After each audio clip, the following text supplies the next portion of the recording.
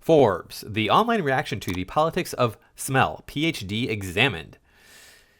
Yeah, that's what we're doing today. And now you might be wondering, what is the politics of smell? Well, we're going to see what the politics of smell is. It's all about being woke. You can imagine how this is woke. But don't worry, I'm going to go into detail about it. Now, before we dive in, please remember to like, comment, share, and subscribe. Make sure that you're still subscribed. You can find me on Rumble and on Twitter. Let's see what this article has to say.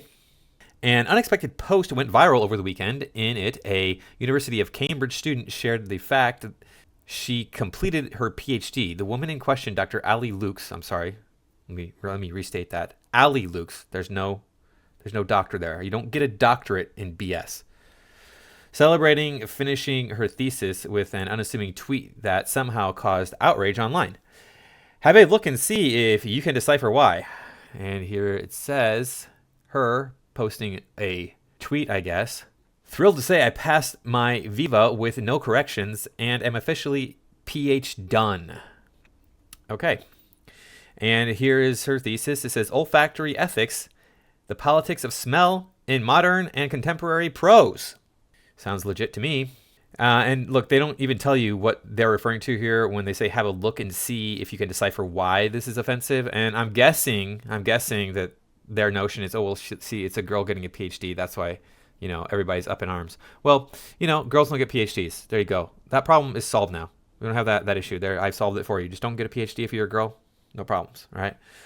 I think that women should be gynecologists.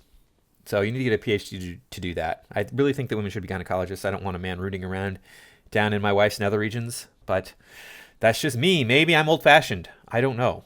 At the time of writing, this post had been viewed over 24 million times and angered boatloads of people. Guessed why? Well, it's about her paper entitled Olfactory Ethics, the Politics of Smell in Modern and Contemporary Prose. It focused on the use of scent in literature, and a large Twitter X community took umbrage with that. Well, yeah, I'm going to take umbrage with that because you're saying that it's not just the use of scent in literature. It's not descriptions of smells and all that stuff. It's claiming that the use of scent, the use of smells is, racist, sexist, homophobic, all that stuff. If it's used in literature. If it's used in fiction literature. Okay. This is an interesting and upsetting phenomenon showing how online communities are divorced from reality and how social media can enable some of the worst sides of humanity. Okay, really? Well, the notion that you're going to tell me that, hey, they used descriptions of smells of people, of animals, of, different groups in literature, that's homophobic, that's racist, that's sexist, etc., blah, blah, blah. That's bad. Well, people smell differently. Animals don't smell the same as humans. I don't know what to tell you. Because they do claim it's speciesist. I'm not joking. What actually happened with Ali Luke and her Politics of Smell PhD? On the surface, there's nothing overly remarkable about Ali Luke's social media post. Here was a person who had spent several years studying for her doctorate, and celebrating the conclusion of her thesis. Regular postgraduate stuff, really. At some point, she gained the attention of a supposedly right-leaning segment of Twitter and exploded. Now, we aren't going to share links to specific tweets posting hateful comments, as that's highlighting the encouraging toxic behavior, but thousands of people questioned Luke's work on the politics of smell, saying it provided nothing of value. It provides nothing of value. And it's a completely ludicrous waste of university resources, time, and energy. It is. It 100% is. You spent how many years, how much time researching descriptions of smell in fictional writing to claim, fictional writing is racist, it's sexist, it's homophobic, it's speciesist, it's ageist, it's whatever. It's whatever ist. It's all the ists and the phobes. Remember, everything is sexist, everything is racist, and you have to point it all out. Many went far further, including gendered, aggressive, and vicious comments. Well, don't attack her. She's just an idiot. You don't need to engage. Although there were some who were supportive and celebrated Luke's achievement, the vast majority of posters were negative. This meme from the aftermath summarizes the reaction neatly. Many such cases. I effing hate you and hope you die. I like reading and writing. Okay, I don't get it, but whatever. And here's some others that you can click on, I'm sure. Whatever. While it's upsetting that Ali Lukes has received such a torrent of abuse, It does provide a perfect example of how social media can divorce people from reality and encourage some of the worst aspects of human nature. What the reaction to politics of smell PhD means. On the surface, it is understandable how some people might react negatively to a paper called Olfactory Ethics, the Politics of Smell in a Modern and Contemporary Prose.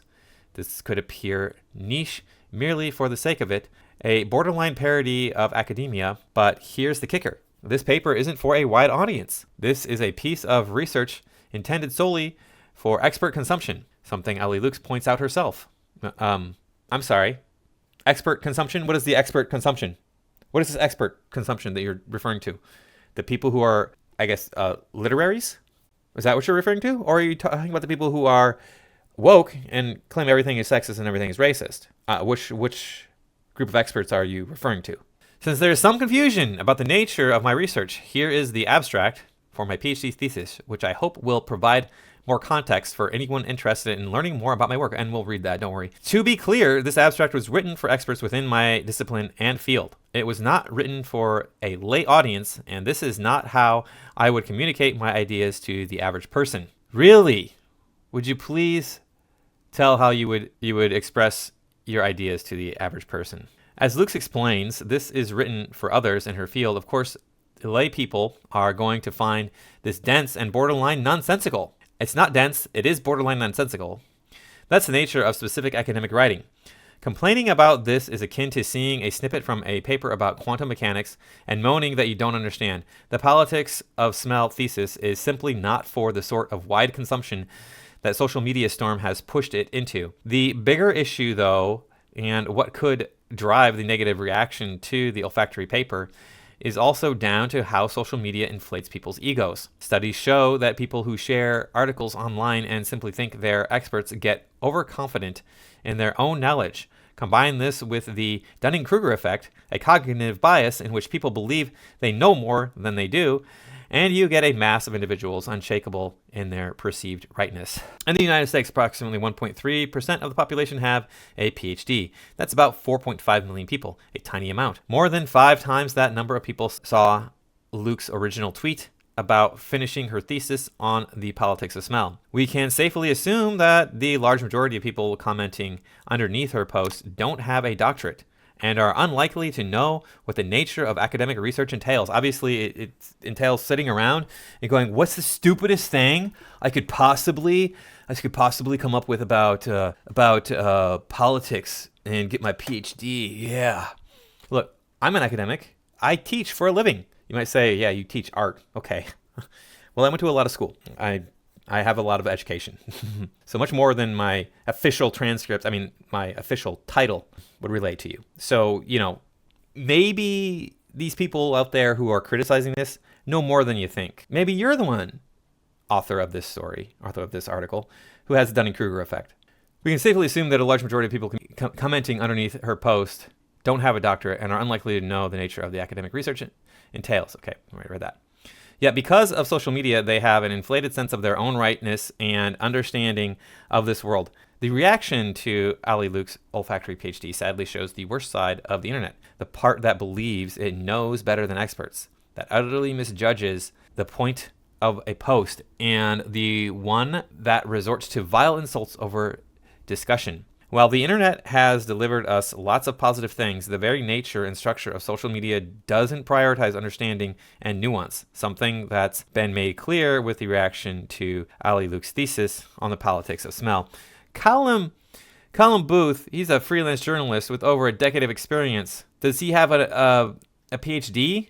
Does he have a PhD? Because then he would be allowed to read and interpret her abstract.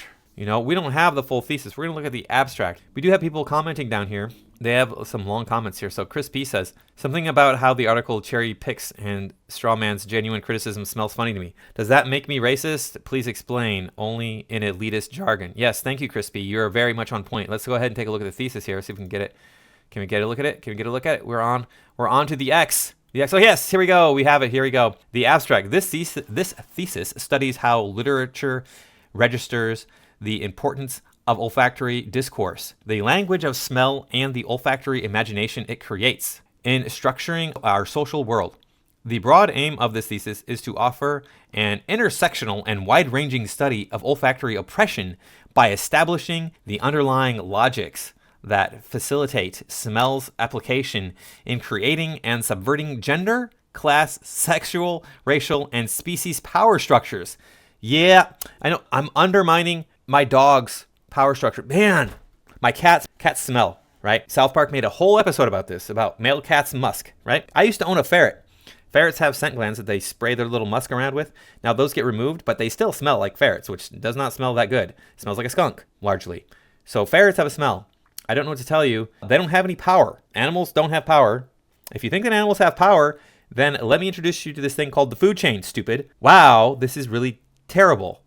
I focused largely on prose fiction from the modern and contemporary periods so as to trace the legacy of olfactory prejudice into today and situate its contemporary relevance. I suggest that smell very often invokes identity in a way that signifies an individual's worth and status in an inarguable manner that short circuits conscious reflection. Yeah, nobody thinks about anything when they're going about their daily life. Nobody ever thinks about anything. This can be accounted for by acknowledging olfaction's strongly affective nature, which produces such strong bodily sensations and emotions that reflexively is bypassed in favor of a behavioral or cognitive solution that assuages the intense feeling most immediately. Olfactory disgust, therefore, tends to result in rejection, while harmful forms of olfactory desire may result in sublimation or subjugation. Yeah, okay. So we have the disgust reaction for a reason, because we evolved to understand that certain smells are dangerous to us. Not the smell itself, but if we would consume or be exposed to the object that is producing that smell, it would potentially harm us, or very likely harm us. So we don't like certain smells. I don't know what to tell you about that. If you don't bathe regularly, you're going to smell, and guess what? We don't really like those smells because, hey, it indicates that being close to you, touching you, being intimate with you might lead to disease. I don't know. I don't understand why you don't understand this, but clearly you don't. My thesis is particularly attentive to tensions and ambivalences that complicate the typical bifurcated affective spectrum of olfactory experiences, drawing attention to displeasurable olfactory relations that have socio-political utility. I argue that literary fiction is not only an arena in which olfactory logics can be instantiated, but also a laboratory in which possibilities for new kinds of relations and connections can be fostered and tested. I'm not going to read the next part because it goes into like, oh, look, I read all these different books and I explored all these different ideas in these books, whatever. It's not very important to the overall abstract. All right, so if you've been watching my channel for a while, you know I write. I like to write. I want to write professionally. I guess I want to make a living off of my writing. Let's put it that way. I'm not writing enough to do that at this point. I do have a book. You can find it on Amazon. Here's an image of it if you're looking at the screen. So go buy my book. If I remember, I'll leave a link down in the comments. Not in the comments, in the description. From now on, any creative writing that I do is going to involve a lot of descriptions of smells, period. And it's going to be highly, highly offensive, period.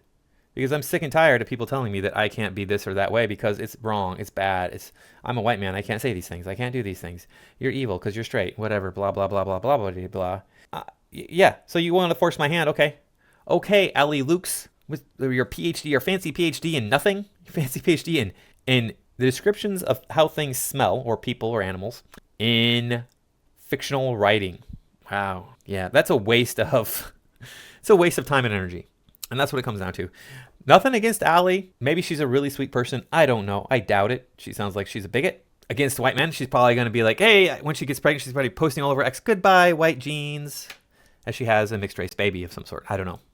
I don't know what to tell you about that. I don't know why anybody would want to erase their race. But she's clearly white.